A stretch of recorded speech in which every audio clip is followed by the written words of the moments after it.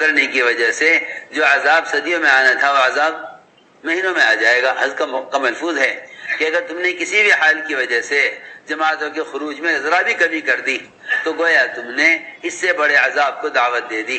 اس لیے کہ کسی بھی طرح کے فتنے میں پڑنے والے وہ نہیں ہیں جو رائے خدا میں نکل جاویں، فتنے میں پڑنے والے وہ لوگ ہیں جو کسی فتنے کی وجہ سے خروج میں تاخیر کر دیں۔ قرآن نے اسی طرح بیان کیا ہے، وَمِنْهُمْ مَن يَقُولُ ذَلِّي وَلَا تَفْتِنِّي، ایسے بھی لوگ ہیں جو کہیں گے اجازت دے دیجئے، اس وقت حالات نکلنے کے نہیں ہیں، وہ وبا پھیلی ہوئی ہے، اس وقت حالات نکلنے کے نہیں ہیں، ہمیں اجازت دے دیجئے، آپ جس رخ پر جا رہے ہیں وہاں فتنہ ہے، فتنہ کسی بھی شکل میں ہو سکتا ہے، فتنہ کسی بھی شکل میں ہو سکتا ہے، یا معاشرے کی خرابی کی شکل میں، امراض کی شکل میں، کسی بھی شکل میں فتنہ آ سکتا ہے۔ تو انہوں نے کہا جی ہمیں اجازت دیجیے کہ ہم مدینے میں رہیں، یہ موقع نکلنے کا نہیں۔ اللہ نے جواب میں فرمایا الا فی الفتنۃ سقطوا، کہ جو آپ سے مدینے میں رہنے کی اجازت مانگ رہے ہیں اور نکلنے سے انکار کر رہے ہیں، ان کا نکلنا ہی فتنہ نہیں، ان کا تو یہاں رہ جانا خود فتنہ ہے۔ وہ افساد دوارے کا معمول تھا، جہاں سے بھی کسی فساد کی یا کسی وبا کی یا کسی پریشانی کی خبر آتی، حضرت فوراً وہاں جماعت روانہ کر دیتے۔ اگر جماعت کوشش کرتی وہاں داخل ہونے کی، اگر حالات کی وجہ سے جماعت باوجود کوشش کے وہاں داخل نہیں ہو سکتی تھی تو وہ پوچھا حضرت ہم کیا کریں؟ حضرت فرماتے تھے جس علاقے میں فساد ہے تم وہاں کے آس پاس کی مسجد میں جا کر وہاں کے لوگوں سے استغفار کراؤ اور وہاں کے لوگوں کو ان اعمال کی طرف اس یقین کے ساتھ جوڑو کہ یہ اللہ کے عذاب کے ہٹنے کا واحد سبب ہے۔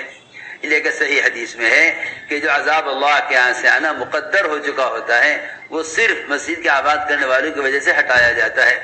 ان حالات میں مساجد کو چھوڑ دینا اس حدیث کی خلاف ورزی ہے، اس حدیث کی خلاف ورزی ہے جس میں یہ کہا گیا کہ مسجدوں کا آباد کرنے کی وجہ سے وہ عذاب ہٹا دیا جاتا ہے جس کا آنا مقدر ہو چکا ہے۔ اس روایت کا انکار اور حدیث کا انکار کر دینا ہے یہ کہہ کر کہ وقت جمع ہونے کا نہیں، کیونکہ جمع ہونے سے بیماری آئے گی۔ اس کا مطلب یہ ہوا کہ تم نے اللہ تعالیٰ کی طرف سے عذاب کے ہٹنے اور مدد کے آنے کے ضابطے کو خود بدل دیا۔ عام سے عام میوات کی جماعتیں وہ دیکھا کرتی تھی اپنی آنکھوں سے کہ ادھر سے جماعت داخل ہوتی تھی ادھر سے وبا نکل جاتی تھی، ادھر سے جماعت داخل ہوتی تھی ادھر سے عذاب اور فتنہ ختم ہو جاتا تھا۔ اس لیے میں عرض کر رہا تھا کہ آپ سب سے کہ یہ موقع کام کے بڑھانے کا ہے، یہ موقع کام میں کمی کرنے، کام کے بڑھانے کا موقع ہے۔ یہ وقت ہے اس کا کہ گشت کر کے لوگوں کو مسیح کی طرف لے کر آؤ، یہ اس کا وقت ہے۔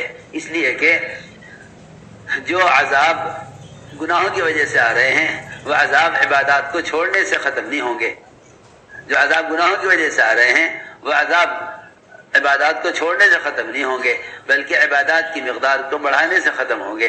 اس لیے میرے دوستو عزیزوں، یہ آپ حضرات پورا عزم لے کر جائیں کہ ان 3 دن میں یہاں جو ہدایات دی گئیں اور جو عزائم کیے گئے انشاءاللہ ہم ان کو پورا کرنے کی کوشش کریں گے۔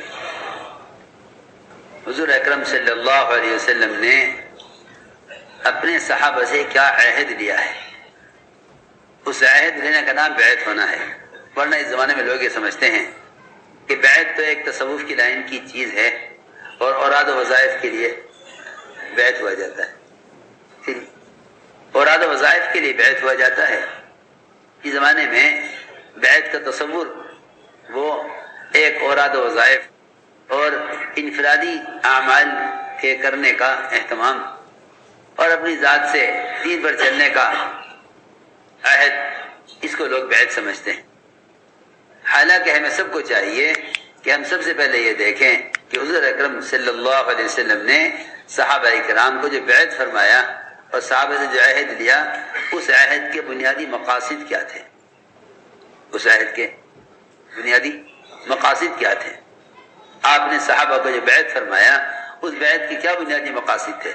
سب سے پہلی بات تو یہ ہے کہ اللہ رب العزت نے قرآن میں بیعت اس کو فرمایا ہے کہ اللہ تعالیٰ مومن کے جان اور مال کو جنت کے بدلے میں لے چکے ہیں۔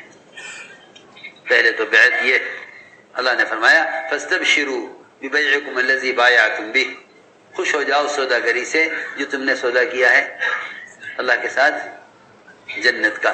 اور یہی وجہ ہے کہ حضور اکرم صلی اللہ علیہ وسلم صحابہ کو بیعت فرما رہے تھے۔ ایک صحابی نے عرض کیا کہ میں تمام کام تو کروں گا لیکن دو کام نہیں کروں گا، زکوٰۃ نہیں دوں گا اور دین کی محنت نہیں کروں گا۔ حضور اکرم صلی اللہ علیہ وسلم نے بیعت کرنے سے ہاتھ کھینچ لیا اور فرمایا کہ تم زکوٰۃ نہیں دو گے اور دین کی محنت نہیں کرو گے تو بما تدخل الجنہ، تم جنت میں داخل کیسے ہو جاؤ گے؟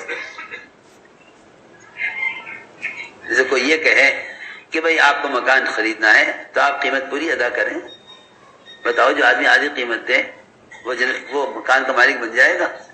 بس قرآن میں بھی اللہ نے اسی کو فرمایا ہے کہ تم سے ہم نے جنت کا معاملہ کر لیا ہے، تمہاری ساری جان اور مال وہ ہمارے دین کے تقاضوں کے لیے۔ یہ تو اللہ کا فضل ہے کہ اسے ضرورت کے استعمال کے لیے ہمیں دے دیا، ورنہ مومن کے اپنے جان و مال میں کوئی حق۔ آپ نے بیعت کرنے سے ہاتھ کھینچ لیا، فرمایا ہم تمہیں بیعت نہیں کریں گے۔ صحابی نے عرض کیا آپ مجھے بیعت کر دیجئے، میں یہ دونوں کام بھی کروں گا۔ اس سے بات تو یہ معلوم ہو گئی کہ جنت کی پوری قیمت جب ادا ہو سکتی ہے جب پوری جان اور پورا مال اور ہر امر کو پورا کیا جائے، کامل اطاعت۔